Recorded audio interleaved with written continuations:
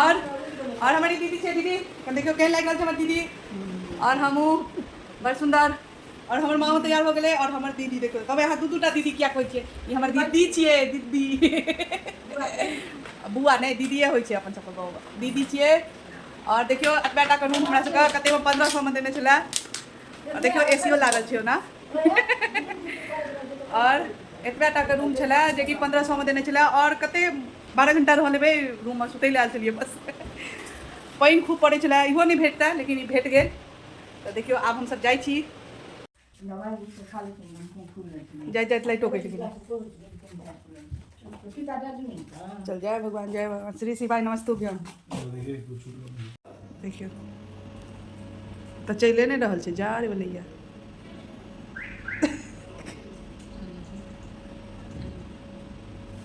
देखैत रहियो कते बड़का दृश्य छै जाहिमे 50 आदमी घुसि सकैया देखियो देखियो इएह होटल में हम सब रुकल छलहुँ और सब हमर दीदी दूटा बैग टंगने छै एते खरीदारी केलकै है ना की कहू क्या कहते तो देखियो यह होटल छलै जाहिमे हम सब रुकल छलहुँ हँ और बहुत मुश्किल से भेटल छलै देखियो बाहर का मौसम केहन अछि बिल्कुल आइयो पानि पड़बेटा करत लेकिन भगवान करे शुभ शुभ हम सब पहुँच जाए दिल्ली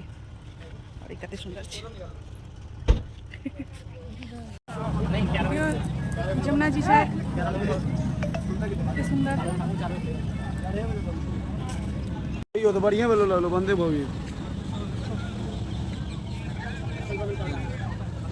हम सब जन्मभूमि घूमि कऽ सीधे आबि गेलहुँ वैष्णो माता जे कि ओतऽ वृन्देवनमे छथि और जन्मभूमिमे गेल छलहुँ ओतऽ मोबाइल नहीं लऽ जाए दे ओतऽ किछु नहीं अंदर लऽ जाए दे सिर्फ पैसाटा लऽ कऽ जाउ ताहि दुआरे ओतुका शूट नहीं कऽ पेलहुँ जतऽ जन्मभूमि छनि भगवान श्री कृष्णके तऽ एतऽ देखियौ कतेक सुन्दर माता रानी वैष्णोए देवी सनके एतऽ सबकिछु बनायल गेल अछि बिल्कुल टू कॉपी वैष्णो देवी जे सब गेल है हुनका सबके तऽ पता हैत लेकिन हम तऽ एखन तक नहीं गेलहुँ हँ तऽ देखियौ एतऽ ई माता रानी एतेक बड़का बनल छथिन जे बहुत दूरसँ देखाई दै छथिन जे मतलब हमसब जे मथुरासँ एलहुँ जन्मभूमिसँ तऽ ई माता रानी देखाई छलथि और यहाँ वैष्णो माता छथिन जे कि देखने हेबै और बहुत नीक अंदरो बहुत नीक मंदिर बनल अछि और देखियो ई पूरे मंदिर और ई वैष्णो माता ई मेन माता छथिन मतलब जे अंदर में मंदिर बनल अछि और एकर बाद ई छथिन और चारों तरफ हरेक भगवान छथिन जेना कि गणेश जी जेना कि माता रानी भोले बाबा नाग ऋषि मुनि सबके अहिना अहिना दृश्य बनल अछि अहाँ सब देख सकै छियै एतऽ कनी आवाज नहीं दऽ पेलहुँ कियाकि एतऽ के ना गाना बजै छलै गीत बजै छलै तऽ ताहि दुआरे एतुका हमरा आवाज हटबऽ पड़ल जे कि हम अपन आवाज एतऽ आबि कऽ घर आबि कऽ शूट केलहुँ हँ तऽ दऽ रहल छी तऽ अहाँ सब बस देखैत जइयौ और देखियौ एतऽ हरेक भगवान छलखिन हँ सब भगवान एनाहिए बनायल और बहुत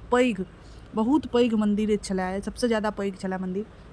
और सब जगह है देखिए जेना सूर्य देवता छथिन तऽ एना एना कऽ कऽ हरेक भगवान छलखिन हँ चारू तरफ बनल परिक्रमामे जेना वैष्णो माताके परिक्रमा करियौ तऽ ई चारू तरफ है और एतऽ देखियौ एकदम झरना तरना लागल छलै झरना एखन तऽ बंद भऽ गेल लेकिन झरना सब छलै और एनाहिए छथिन जेना जमुना माता बैसल छथिन ई छथिन सबसँ बड़का मतलब ऊपरमे बनल अछि और ई गाछ छै जेकर मान्यता छलै जे एहिमे टिकली सिन्दूर चूड़ी ई सब बनल जाइ छलै तऽ वएह और देखियौ एकर बाद हमसब सब फोटो घिचबै छलहुँ हँ तऽ माता रानीके इएह माता रानी छथिन बहुत नीक मतलब ई हालेमे बनल हँ एक साल कियाकि पिछला साल हमसब गेल छलहुँ तऽ बनिए रहल छलै और एहि साल गेलहुँ हँ तऽ बिल्कुल बनि कऽ तैयार और सब चीज बहुत नीक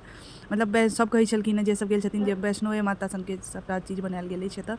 और ई सब जे ई पहाड़ सब बनल अछि मतलब अथी लकड़ीके बनल अछि ई सबटा लकड़ी पर पेंट कऽ कऽ एतेक नीकसँ मतलब जेनाकि पत्थरके आकार देल गेल अछि लेकिन ई लकड़ी अछि और एतऽ झरना एतऽ माता रानी छथिन इहो अथी लक्ष्मी जी बैसल छथिन और देखियौ ई सीढ़ी छलै तऽ एहिपरसँ और ई गुफा अछि जेनाकि ओतऽ शायद गुफा बनल अछि आ ई एकटा और दिल्लीमे अछि जतऽ हमसब गेल छलहुँ तऽ एहिना गुफा छलै लेकिन एतऽ देखियौ एहि अन्दरमे ने गुफा बनल अछि और सब भगवतीके 9 रूप छनि एहिमे जेनाकि शुरूमे सबसँ पहिले गणेश जी छलखिन हँ एकर बाद ई दुर्गा माता एगो माता अहाँ सब दूगो मतलब ई गुफामे प्रवेश करियौ एकर बाद फेर ऊपर चलि जाइ छै ई गुफा एक बार फेर परिक्रमा करैत मतलब बड़का माता रानी जे देखलियै हुनका परिक्रमा करैत फेर दोसर गुफामे घुसि कऽ फेर बाहर निकलि जाउ मतलब बहुत नीकसँ बनायल गेल अछि जे देखबै तऽ लोकनिके जे देखते रहि जाउ और ई 9 माता रानीके रूप देल गेल छनि एहिके अन्दर 9 माता रानी छथि तऽ एक तरफ 5 गो और मतलब आ दोसरो तरफ 5 गो एगो गणेश जी छथिन तऽ ताहि दुआरे तऽ 9 गो माता रानीके रूप और एगो गणेश जी तब इएह अछि और सीढ़ी देखियौ एहिमे पानि सब एकदम सब चलैए और सीढ़ियो बहुत नीक बनायल अछि ई नहि जे पिक्चर उच्चरवला पहाड़ेके डिजाइनसँ सीढ़ी बिल्कुल बनायल अछि और ई देखियौ ई पूरे ऊपर चलि गेलियै और घुमि कऽ ई माता रानी छलखिन हँ एक बार फेर नीचाँसँ घुसि गेलियै हम दोसर बगल जाहिमे और 5टा छथिन। तऽ ई एक तरफसँ गुफामे घुसैवला अछि और एक तरफसँ निकलैवला। तऽ बस ई सब करैत बाहर निकललहुँ और बहुत जगह घुमि कऽ आब एकर बाद ई लास्टे छलै, एकर बाद हमसब सीधे घर आबि गेलहुँ कियाकि और जगह नहि जा पेलहुँ। आ पानि तऽ कहै छलै आइ छोड़ि काल्हि हैब नहि, आइयो मौसम एहन छलै जे बिल्कुल पानिए पानि होइतै। और देखियौ एतयसँ बाहर निकलल जाइत अछि और यहाँ मन्दिर छियै। तऽ जे सब जाय वृन्दावन तऽ एतय जरूर जायल करब। आब एगो और जगह नया बनि गेल।